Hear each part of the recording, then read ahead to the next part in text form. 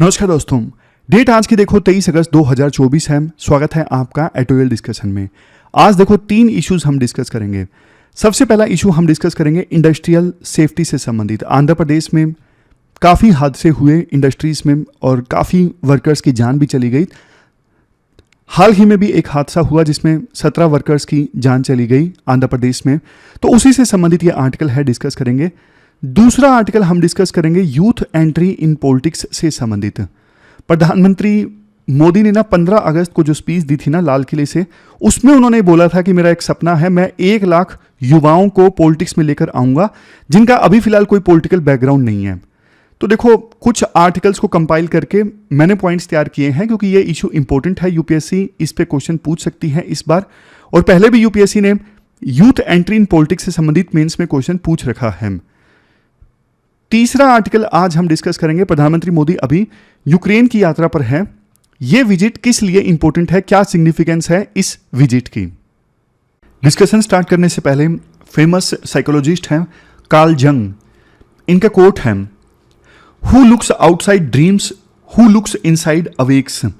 इसका मतलब जो लोग सिर्फ देखो बाहर की दुनिया को देखते हैं वो सपने देखते हैं, पर जो अपने अंदर झांक कर देखते हैं वो जाग जाते हैं।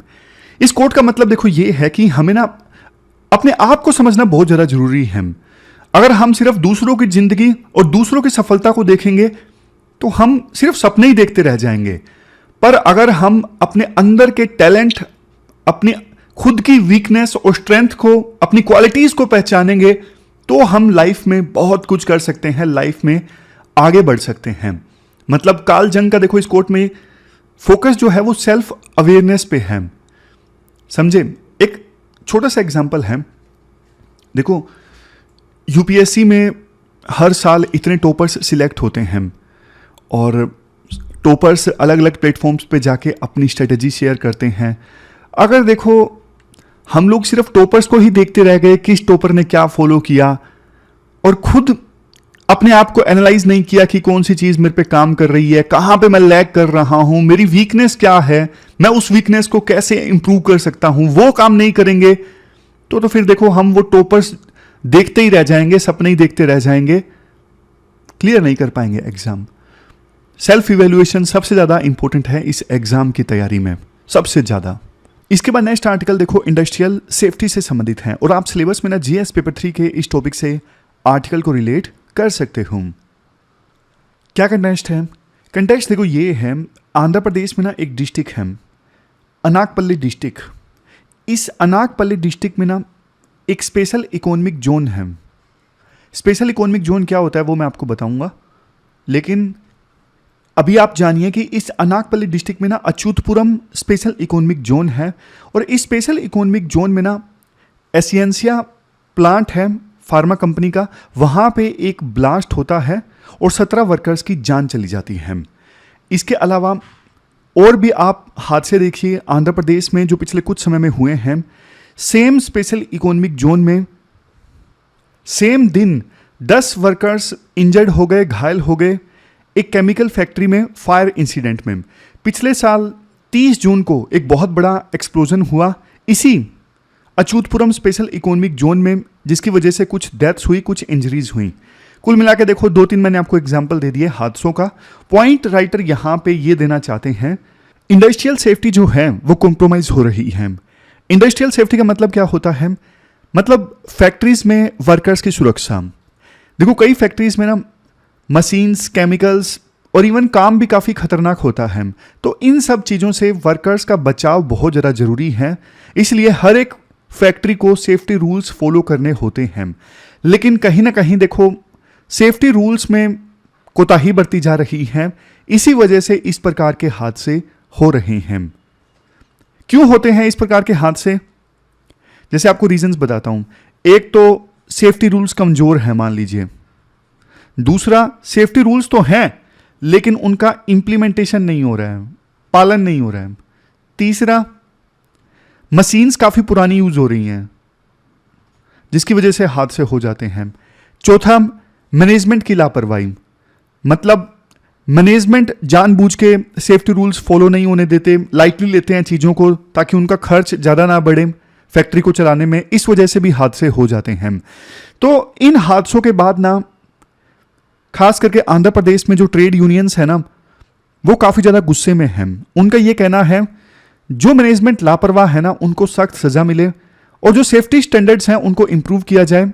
सभी जो फैक्ट्रीज हैं उनका सेफ्टी ऑडिट होना चाहिए कि वास्तव में क्या वहाँ पे काम करना सेफ है भी या नहीं है। तो काफ़ी जेन्युइन डिमांड्स हैं वर्कर्स की। इसी हादसे की केस स्टडी मैं आपको देता हूँ। ये जो हादसा हुआ ना जिसमें वर्कर्स की डेथ हो गई, 17 वर्कर्स की डेथ हुई ना, इसमें एक केमिकल जिसका नाम है methyl tert butyl ether, MTBE, ये केमिकल ये लीक हो गया था। तो लीकेज को प्लग करने के लिए, लीकेज को ठीक करने के लिए वर्कर्स आगे गए और एकदम से एक्सप्लोजन हो गया। अब देखो, अगर इस केमिकल की सेफ्टी सीट जिसमें सारे सेफ्टी नॉर्म्स बताए गए होते हैं वो हम पढ़ेंगे ना, तो साफ तौर पे बताया गया है सेफ्टी डेटा सीट में कि ये जो केमिकल है जल्दी आग पकड़ता है और इस केमिकल के वेपर्स से स्किन में इरिटेशन हो सकती है, आंखों में इरिटेशन हो सकती है, और गलती से ही अगर ये रिलीज हो गया, एकदम से लीक हो गया, तो फायर का रिस्क है, बम फटने का भी रिस्क है, एक्सप्लोजन का भी रिस्क है। ये सारी चीजें साफ तौर पे इस केमिकल की सेफ्टी डेटा सीट में बोली गई हैं। तो क्वेश्चन ये उठता है कि देखो, जब पता होना चाहिए था वर्कर्स को इस बारे में, तो वो क्यों एकदम से बिना सेफ्टी इक्विपमेंट्स के इस केमिकल के लीकेज को रोकने के लिए वहां पे मौजूद थे। अब हम वो वाला पॉइंट डिस्कस करते हैं, स्पेशल इकोनॉमिक जोन वाला। स्पेशल इकोनॉमिक जोन की क्या भूमिका है इस पूरे इंसिडेंट में या फिर सीरीज ऑफ इंसिडेंट्स में। देखो, स्पेशल इकोनॉमिक जोन ना वो एरिया होता है जहां पे ना जो फर्म्स इस्टेब्लिश होती हैं उनको कुछ सरकार बेनिफिट देती है। बेनिफिट जैसे कि देखो, टैक्स में बेनिफिट या फिर लेबर लॉज में बेनिफिट कि आपको कंप्लायंस कम करनी है। फिर आप पूछोगे सर सरकार ऐसा करती क्यों है?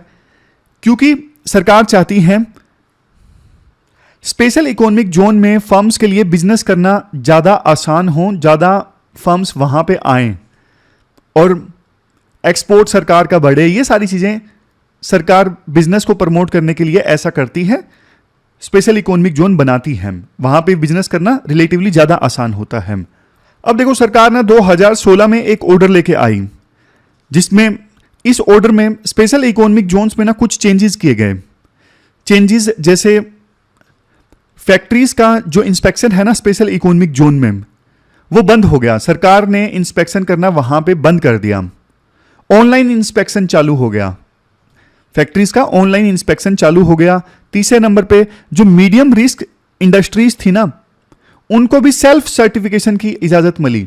मतलब जो मीडियम रिस्क इंडस्ट्रीज चला रहे हैं, सरकार ने उनको बोला कि आप खुद से ही सर्टिफाई कर दीजिए कि हमारे यहां पे सारे सेफ्टी नॉर्म्स फॉलो हो रहे हैं। सरकार ने ये सारी चीजें इसलिए की क्योंकि ना पहले फैक्ट्री मालिकों का ना ये आरोप ये लगता था कि ना सेफ्टी के नाम पे इंस्पेक्टर्स ऑडिट करने आते हैं, सेफ्टी की जांच करने आते हैं, रिश्वत मांगते हैं, काम करना बहुत मुश्किल है, इसलिए हम बिजनेस नहीं कर पाते।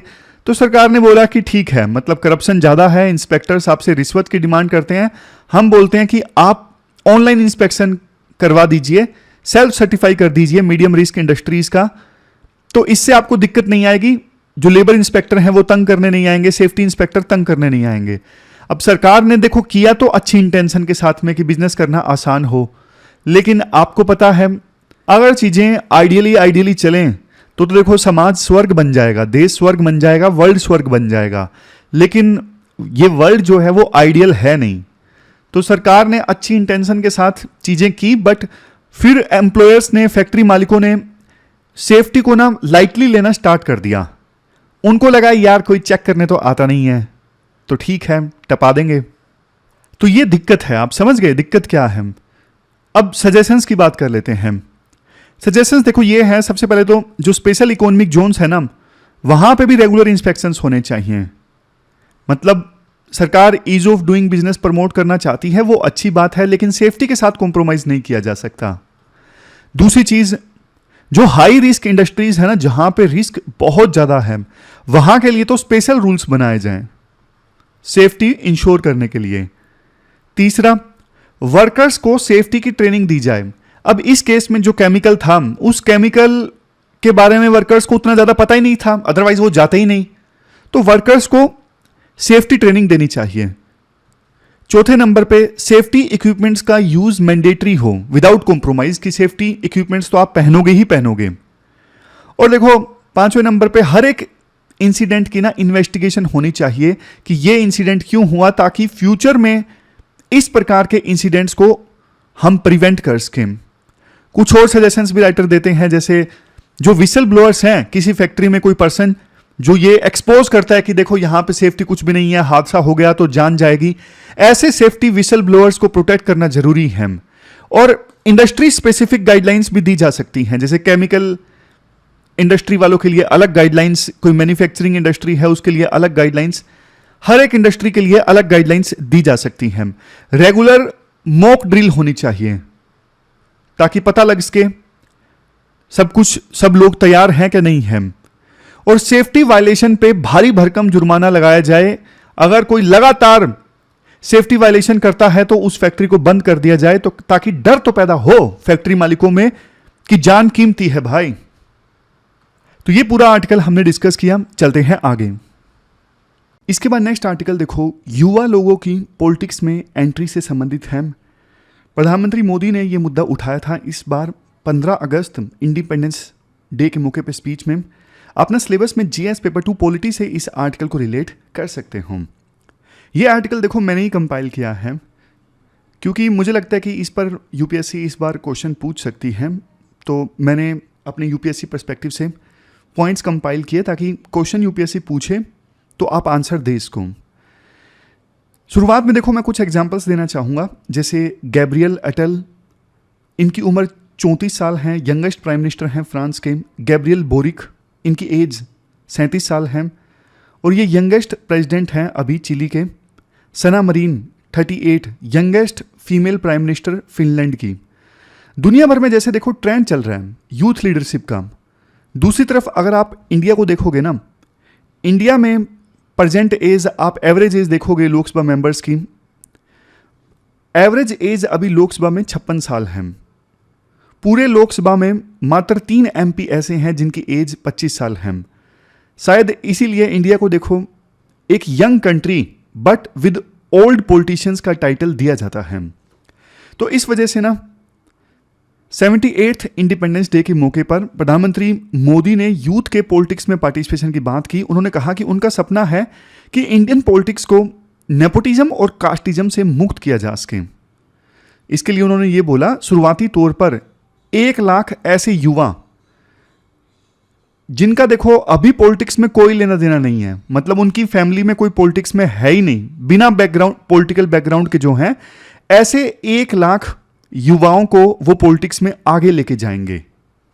समझ गए? अभी इंडिया में सिर्फ 11% एमपी ऐसे हैं जिनकी एज 40 या फिर उससे कम है। तो प्रधानमंत्री मोदी का विजन हमने डिस्कस कर लिया जो उन्होंने दिया। अब बात करते हैं पॉलिटिक्स में यूथ की इंपॉर्टेंस क्या है। देखो भारतीय पॉलिटिक्स में ना युवा ज्यादातर देखो वोटर की भूमिका में ज्यादा दिखाई देता है बजाय कैंडिडेट्स की भूमिका में। शायद इसी वजह से भी भारतीय राजनीति से युवाओं से रिलेटेड जो मुद्दे हैं वो पूरी तरीके से गायब रहते हैं। मतलब ठीक है, एम्प्लॉयमेंट का इशू थोड़ा बहुत जरूर गूंजता है, लेकिन उतना नहीं जितना कास्ट पॉलिटिक्स या फिर धर्म की पॉलिटिक्स। जब तक पॉलिटिक्स में युवा होगा ही नहीं तो उसका पर्सपेक्टिव वहां तक पहुंचेगा कैसे? कैसे देखो सरकारों को पता चलेगा कि युवाओं की क्या मांगे हैं और उनके अनुसार देश की दिशा क्या होनी चाहिए। अगर पॉलिटिक्स को देखो वही पुराने घिसे पिटे मुद्दों से बाहर निकालना है तो यूथ को ना उसमें एक्टिवली पार्टिसिपेट करना जरूरी है, तभी जाकर कुछ फ्रेश पर्सपेक्टिव और फ्रेश मुद्दे निकल के आएंगे देश की डेवलपमेंट से संबंधित। अभी देखो हमारे देश में सिचुएशन क्या है। अभी हमारे देश में एजुकेशन सिस्टम की हालत काफ़ी ख़राब है और अनएम्प्लॉयमेंट भी काफ़ी ज़्यादा है। इनकम गैप जो है, मतलब अमीर और गरीब के बीच की जो खाई है वो लगातार बढ़ रही है। लेकिन बावजूद इसके इलेक्शंस में ये जो चीज़ें हैं ना वो इशू नहीं बनती। ऐसा इसलिए क्योंकि पॉलिटिक्स में वो लोग ही नहीं है जिनके लिए ये इश्यूज मायने रखते हैं। अब देखो ऐतिहासिक तौर पर भी देखा जाए तो जब जब राजनीति में ड्रास्टिक चेंज की जरूरत होती है ना, तब तक युवाओं ने ही आगे बढ़ चढ़कर उसकी पूर्ति की है। फिर चाहे वो सुभाष चंद्र बोस ले लीजिए, जवाहरलाल नेहरू ले लीजिए, या फिर B.R. अम्बेडकर साहब, इन्हीं जैसे तमाम युवाओं ने जब देश की आज़ादी की लड़ाई लड़ी जा रही थी तो ये लोग काफ़ी युवा थे, तो इन युवाओं ने नेतृत्व संभाला और फ्रीडम मूवमेंट को एक नई दिशा दी थी उस समय। और आज़ादी के बाद भी देखो भारतीय युवाओं का राजनीति में आना और नेतृत्व संभालना ये बरकरार रहा। जयप्रकाश नारायण, अटल बिहारी वाजपेयी, ये युवा समय से ही पॉलिटिक्स में एंटर कर गए थे। वर्तमान राजनीति में अगर हम देखें तो जैसे देखो कन्हैया कुमार है, तेजस्वी सूर्या है, राघव चड्ढा है, ऐसे अलग अलग पार्टीज में आपको युवा देखने को मिलेंगे। बट देखो फिर भी यंग पॉलिटिशियंस का जो रेशो है वो काफ़ी ज़्यादा कम है। तो देखो क्वेश्चन ये उठता है कि वर्तमान समय में जब युवा लोग इतने पढ़े लिखे और जागरूक हो चुके हैं, फिर भी आखिरकार ऐसी क्या वजह है कि इंडियन पॉलिटिक्स में युवाओं की इतनी कमी है? और ख़ास करके ऐसे युवा जिनकी फैमिली का कोई पॉलिटिकल बैकग्राउंड ना हो, तो ऐसे युवा तो हमें बहुत कम राजनीति में देखने को मिलते हैं। तो इसका देखो सबसे पहला रीज़न है डायनेस्टिक पॉलिटिक्स। देखो जब देश को आज़ादी मिली ना, तो उस समय तो अलग अलग बैकग्राउंड से युवा लोग आए, उन्होंने राजनीति ज्वाइन की, वो लीडर बने। बट देखो कुछ सालों के बाद ना लोकल और नेशनल पॉलिटिक्स में ना परिवारवाद की एंट्री हो जाती है। नेहरू जी के आने के बाद पार्टी की कमान उनकी बेटी इंदिरा गांधी के हाथों में पहुंची और पावर ट्रांसफर का ये जो ट्रेंड है, फिर देखो पॉलिटिक्स का ही ट्रेंड बन जाता है। आज कितने सारे ऐसे राजनीतिक घराने हैं, उनके बेटे उनके बच्चे बार बार राजनीति में आ रहे हैं, वही जीतते हैं। ऐसा देखो मोनार्की में होता है, राजा का बेटा राजा बनता है। आप बोलोगे देखो कोई भी एंटर कर सकता है पॉलिटिक्स में, लेकिन देखो लिमिटेशंस हैं। हर किसी के लिए राजनीति में एंट्री आसान नहीं है। कहने को आसान है, कानून इजाज़त देता है, संविधान इजाज़त देता है, लेकिन लिमिटेशंस हैं, हर किसी के बस की बात नहीं है। क्यों नहीं है वो मैं इस आर्टिकल में अभी आपको बताऊंगा। आप जैसे एग्जांपल्स देख लीजिए, जैसे हरियाणा में हुड्डा फैमिली, चौटाला फैमिली, और बिहार में Yadav family, Paswan family, Jammu and Kashmir में आप अब्दुल्लास को देख लीजिए, झारखंड में सोरेन फैमिली। हर राज्य में आपको कोई ना कोई राजनीतिक फैमिली देखने को मिलेगी और उनके बच्चे यही चल रहा है। महाराष्ट्र में देख लीजिए ठाकरे फैमिली। देखो ये जो मुद्दा है किसी एक राज्य तक, एक पार्टी तक सीमित नहीं है। हर राज्य में और हर पार्टी में आपको परिवारवाद देखने को मिलेगा, किसी पार्टी में हायर लेवल पे, किसी पार्टी में लोअर लेवल पे। यही वजह है कि देखो जब भी इंडियन पॉलिटिक्स में युवा नेतृत्व की बात होती है ना, तो इसका मतलब है नेताजी का लड़का, मतलब ऑलरेडी जो नेता लोग हैं उनका लड़का या लड़की। आप सारे राज्यों में ना, इवन सेंट्रल की पॉलिटिक्स में हिस्ट्री उठाकर देख लीजिए, जब भी यूथ की बात होती है तो किसी ना किसी नेताजी के लड़के को आगे कर दिया जाता है। अब देखो नेक्स्ट पॉइंट आता है, पॉलिटिक्स से यूथ के गायब होने का दूसरा रीजन है फाइनेंशियल कंस्ट्रेंट्स। आज से देखो कुछ साल पहले देश का एक बहुत बड़े राजनेता अटल बिहारी वाजपेयी ने कहा था कि भारतीय राजनीति जनतंत्र से धनतंत्र की ओर जा रही है, और आज के समय ये बात देखो बिल्कुल सही साबित हो गई है। पहले के ज़माने में ना, जहां गरीब से गरीब व्यक्ति भी इलेक्शन में अपनी उम्मीदवारी साबित कर पाता था, आज वह पूरे तरीके से इम्पॉसिबल हो गया है, असंभव। क्योंकि ना चुनाव में पॉलिटिकल पार्टी से टिकट मिलने की पहली शर्त होती है गाड़ियों का काफिला और पीछे चलने वाले हजारों लोग। इसमें पैसा लगता है, और कई बार तो पॉलिटिकल पार्टी से ना टिकटें परचेज की जाती हैं। शर्त होती है कि आप हमें 5 करोड़ रुपए दो, तब आपको इस कॉन्स्टिट्यूएंसी से हम टिकट देंगे। और अगर देखो कोई इंडिपेंडेंट कैंडिडेट के रूप में इलेक्शन में पार्टिसिपेट करना भी चाहता है, तो जब तक वह लोगों के बीच खुलकर करोड़ों रुपए खर्च नहीं करता है, तो फिर देखो उसके वोट मिलने की संभावनाएं ज्यादा नहीं होती हैं।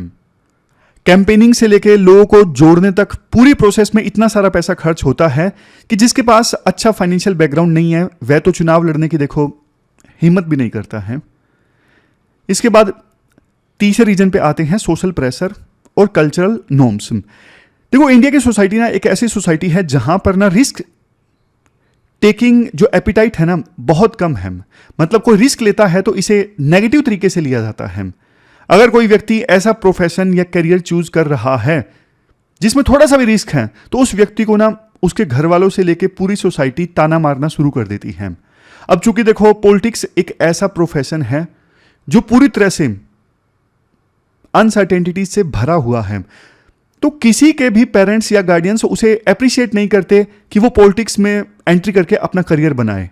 वो केवल उन्हीं करियर चॉइसेस को अप्रिशिएट करते हैं जो 100% सिक्योर हों, स्टेबल हों, जिसमें एक बार एंट्री हो गई तो फिर एग्जिट बस बुढ़ापे में जाकर हो।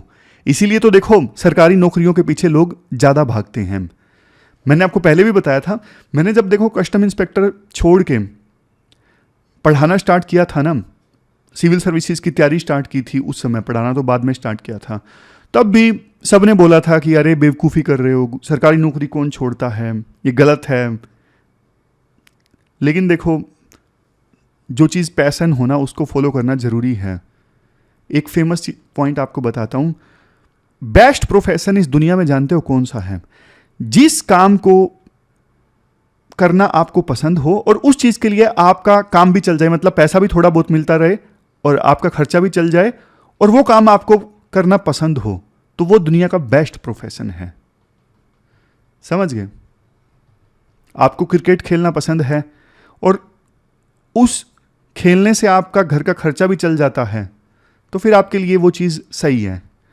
लेकिन आपको कोई काम करना पसंद है, उससे आपका पैसा ना बनता हो, घर का खर्चा ना चलता हो, फिर दिक्कत है। इसके बाद नेक्स्ट पॉइंट पे आते हैं, पॉलिटिकल एजुकेशन एंड करप्शन। देखो इंडियन एजुकेशन सिस्टम ना एक ऐसा एजुकेशन सिस्टम है जिसमें पॉलिटिकल एजुकेशन का एस्पेक्ट पूरी तरह से मिसिंग है। मतलब लोग डिग्रीज पे डिग्रीज, डिप्लोमा पे डिप्लोमा किए जाते हैं, लेकिन पॉलिटिकल सिस्टम के बारे में उन्हें प्रैक्टिकल नॉलेज नहीं होती। प्लस पॉलिटिक्स के साथ करप्शन, वायलेंस जैसे नेगेटिव टर्म जुड़ जाते हैं। इससे ना पॉलिटिक्स की जो इमेज है वो पूरी तरह से खराब हो चुकी है। मतलब नॉर्मल लाइफ में दोस्तों में देखो ये होता है, जब यूं बोलते हैं तुम पॉलिटिक्स कर रहे हो तो इसे खराब टर्म में लिया जाता है। तो इमेज ही पॉलिटिक्स की बहुत ज़्यादा खराब है। डर्टी पॉलिटिक्स, गंदी राजनीति, हमेशा राजनीति को इन वर्ड से जोड़ा जाता है। तो जब देखो पूरे ऑक्यूपेशन को ही गंदा मान लिया गया है तो लोग उसमें फिर जाना पसंद नहीं करते। फिर इसके बाद नेक्स्ट पॉइंट है, एक सेकेंड, नेक्स्ट पॉइंट है फियर ऑफ बैकलेस। ज्यादातर सोसाइटीज में देखो पॉलिटिक्स की ना एक नेगेटिव इमेज होने की वजह से ना यूथ के अंदर एक फियर ऑफ बैकलेस भी रहता है। मतलब वो अपने ना पॉलिटिकल व्यूज को एक्सप्रेस करने से डरते हैं। उन्हें हमेशा ये डर सताता रहता है कि अगर वह अपनी पॉलिटिकल व्यूज को एक्सप्रेस करेंगे ना तो लोग इसे गलत ढंग से लेंगे। कहीं लोग क्रिटिसाइज करना ना स्टार्ट कर दें, कहीं पहले से इस्टेब्लिश अथॉरिटीज उनके खिलाफ ना चली जाएं, तो ये सब डर रहता है। इसके बाद देखो नेक्स्ट पॉइंट है कल्चरल नॉर्म्स।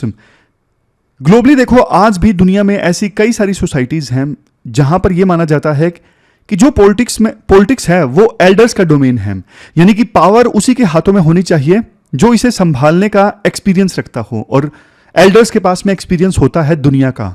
तो कहीं ना कहीं हमारी सोसाइटी में भी ऐसी ही मान्यता है कि युवाओं को ज़्यादा एक्सपीरियंस नहीं होता, इसलिए युवाओं का पॉलिटिक्स में काम नहीं है, एल्डर्स का काम ज़्यादा है। तो अब देखो मैं आपको बताता हूं मीडियम्स टू एंटर पॉलिटिक्स, कैसे पॉलिटिक्स में एंट्री कर सकते हैं। देखो भारत का तो ना इतिहास रहा है मूवमेंट्स वाला। यहां पर ज्यादातर नए नेताओं की एंट्री ना मूवमेंट्स के माध्यम से होती है। रिसेंटली 2011 में आपने देखा एंटी करप्शन मूवमेंट हुई, अन्ना आंदोलन, तो उससे बाहर निकल के आए अरविंद केजरीवाल, मनीष सिसोदिया, आम आदमी पार्टी के लीडर। इसके अलावा आप देखोगे स्वतंत्रता संग्राम के दौरान अनेक नेताओं ने लड़ाइयां लड़ी और बाद में वो पॉलिटिक्स में स्थापित हो गए। हालांकि उस समय उनका मकसद राजनीति उतना नहीं था जितना कि पैट्रियोटिज्म था, देश को आजाद करवाना था। असम गण परिषद असम की एक पॉलिटिकल पार्टी बनी। 1985 में युवाओं ने एक आंदोलन किया था, बाहर से जो माइग्रेशन हो रहा था ना इलीगल ढंग से, उसके अगेंस्ट। तो फिर वो भी बाद में युवा लोग राजनीति में इस्टाब्लिश हो गए। अभी जैसे बांग्लादेश का एग्जांपल ले लीजिए, बांग्लादेश में युवाओं ने प्रोटेस्ट किया था शेख हसीना के अगेंस्ट, बाद में वो युवा लीडर्स इंटरिम गवर्नमेंट में भी शामिल हो गए और पूरी संभावना है आगे चल के वो राजनीति में आएंगे। इसके अलावा फिर राजनीति में एंटर करने का दूसरा सबसे अच्छा तरीका है स्टूडेंट पॉलिटिक्स। स्टूडेंट पॉलिटिक्स के द्वारा देखो अटल बिहारी वाजपेयी से लेके वर्तमान में कन्हैया कुमार आपने देखा, और अलग अलग पार्टीज में ऐसे अनेकों लीडर्स हैं जो स्टूडेंट पॉलिटिक्स से एंटर कर गए राजनीति में। जो तेलंगाना के मुख्यमंत्री हैं वो भी स्टूडेंट पॉलिटिक्स से निकल के आए। इसके अलावा देखो पॉलिटिक्स का एक एंट्री गेट एक्टिविज्म भी है, जहां से काफी लोग एंटर हुए हैं। साथ ही आज के इंटरनेट के युग में तो आपके पास में सोशल मीडिया प्लेटफॉर्म्स भी हैं, जहां पर आप देश के हर मुद्दे पर अपनी राय रख सकते हैं और अपने जैसी सोच रखने वाले व्यक्तियों को अपने साथ जोड़ सकते हैं, मतलब लाइक माइंडेड लोगों का ग्रुप बना सकते हैं। और देखो आज के युवा भी ना इन सारे टूल्स का यूज करते हुए राजनीति में दाखिल हो सकता है, और इसकी आवश्यकता भी देखो बहुत है। वो इसलिए क्योंकि अगर कास्ट और रिलीजन जैसे मुद्दों से पॉलिटिक्स को employment, education, health, income gap, इन सभी मुद्दों पर लाना है, राजनीति को शिफ्ट करना है, तो युवाओं का राजनीति में एंटर करना जरूरी है। प्लेटो का ना एक फेमस कोट है, प्लेटो आपको पता है फिलोसफर हैं, पॉलिटिकल थिंकर हैं। उनका कोट है, most of the social and political ills from which you suffer are under your own control. मतलब जो भी समाज में बुराइयां या फिर राजनीति में बुराइयां हैं ना, जिनसे आप सफर करते हो, वो आपके कंट्रोल में है। बस आपको ना अपनी विल पावर और करेज का यूज करना है और सिस्टम को चेंज करना है। तो ये पूरा आर्टिकल हमने डिस्कस किया युवाओं की राजनीति में एंट्री से संबंधित। इसके बाद नेक्स्ट आर्टिकल देखो, प्रधानमंत्री मोदी की यूक्रेन यात्रा से संबंधित है। सी राजा मोहन का ये आर्टिकल है। अपना सिलेबस में जीएस पेपर 2 से इस आर्टिकल को रिलेट कर सकते हो। क्या कंटेस्ट है? प्रधानमंत्री मोदी देखो अभी यूक्रेन की यात्रा पर हैं। वहां पर वो यूक्रेन के राष्ट्रपति ज़ेलेंस्की से मुलाकात करेंगे। अब देखो खास बात ये है, किसी भी भारतीय प्राइम मिनिस्टर की ये पहली मुलाकात है। मतलब प्रधानमंत्री मोदी पहले ऐसे प्रधानमंत्री होंगे जो यूक्रेन की यात्रा पर जा रहे हैं। जब से यानी 1992 से इंडिया और यूक्रेन के बीच में डिप्लोमेटिक रिलेशंस इस्टेब्लिश हुए हैं ना, तब से कोई भी प्रधानमंत्री यूक्रेन की यात्रा पर नहीं गया है। अब देखो थोड़ा बैकग्राउंड में आपको बताता हूं। यूक्रेन और रशिया के बीच में ना फरवरी 2022 से ना युद्ध चल रहा है। अब वैसे इंडिया ने इस वार में ना न्यूट्रल स्टांस लिया है। जुलाई में, इसी साल की जुलाई में प्रधानमंत्री मोदी रशिया की यात्रा पर गए थे और उस समय वेस्टर्न कंट्रीज ने, खास करके यूक्रेन और यूएस ने आपत्ति जताई थी। उनका यह कहना था देखो रशिया एग्रेसर है और ऐसी सिचुएशन में इंडिया को रशिया के साथ खड़े नहीं दिखना चाहिए था। तो क्वेश्चन उठता है कि अब प्रधानमंत्री मोदी यूक्रेन की यात्रा पर क्यों जा रहे हैं? देखो इंडिया की जो फॉरेन पॉलिसी है ना, वो बदल रही है। पहले इंडिया सोवियत यूनियन के करीब था और यूक्रेन से जब सोवियत यूनियन के टुकड़े हो गए ना 15, तो उनमें से एक टुकड़ा था यूक्रेन।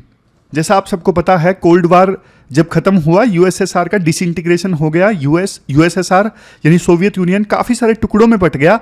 एक टुकड़ा था यूक्रेन।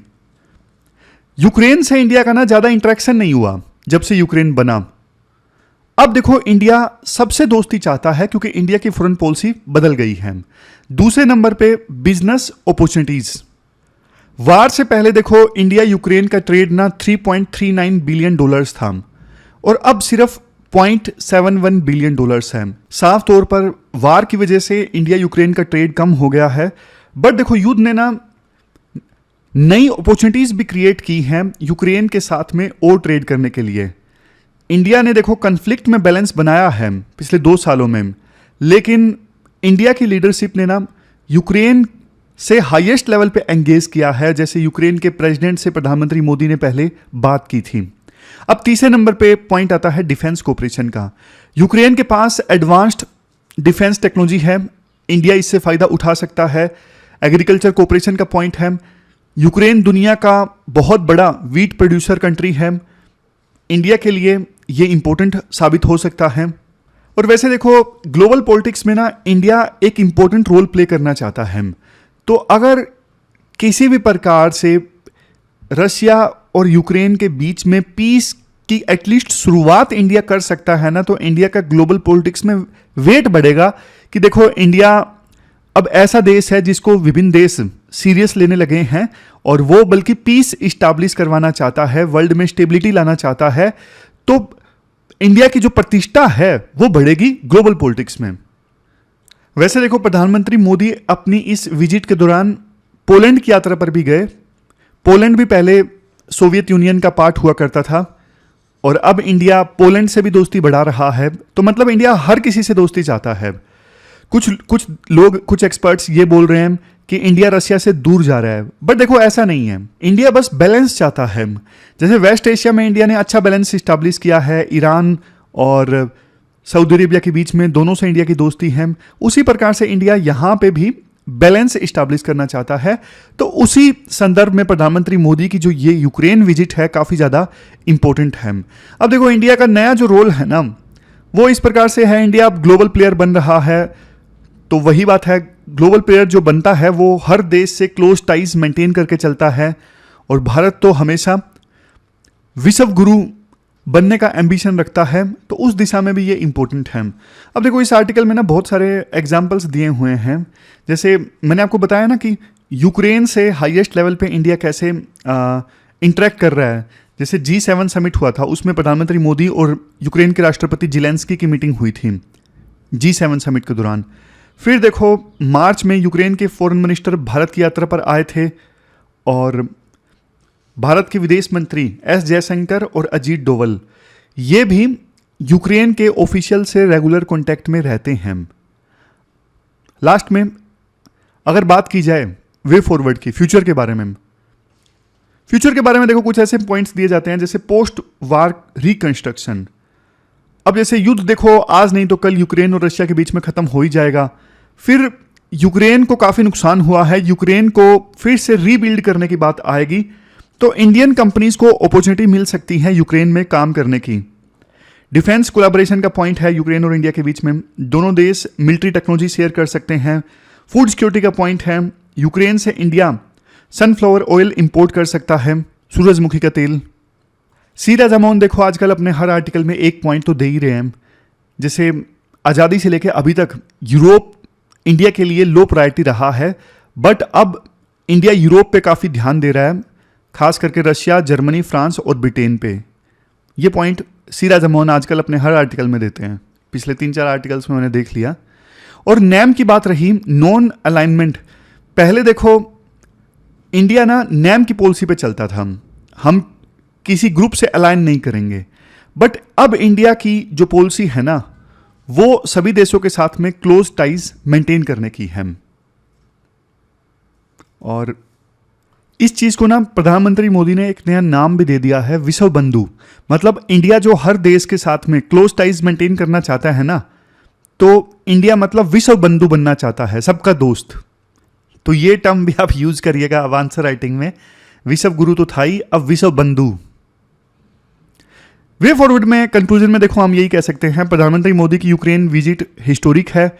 इंडिया की फॉरेन पॉलिसी इवॉल्व हो रही है और यूक्रेन के साथ डील करने में इकोनॉमिक और स्ट्रेटेजिक दोनों तरह के बेनिफिट्स हैं। इंडिया ग्लोबल पीस मेकर बनना चाहता है, इंडिया विश्व बंधु बनना चाहता है। तो ये सारे पॉइंट्स आप लिख सकते हो। चलते हैं आगे, लास्ट में क्वेश्चंस देख लेते हैं। लास्ट में आपको जो क्वेश्चन है ना, यूथ एंट्री इन पॉलिटिक्स, उससे संबंधित आंसर देना है 250 वर्ड्स में। तो ये थी हमारी आज की डिस्कशन। फिलहाल इस डिस्कशन में इतना ही है। आप अच्छे से पढ़िए, अपना ख्याल रखिए। Thank you very much for discussion.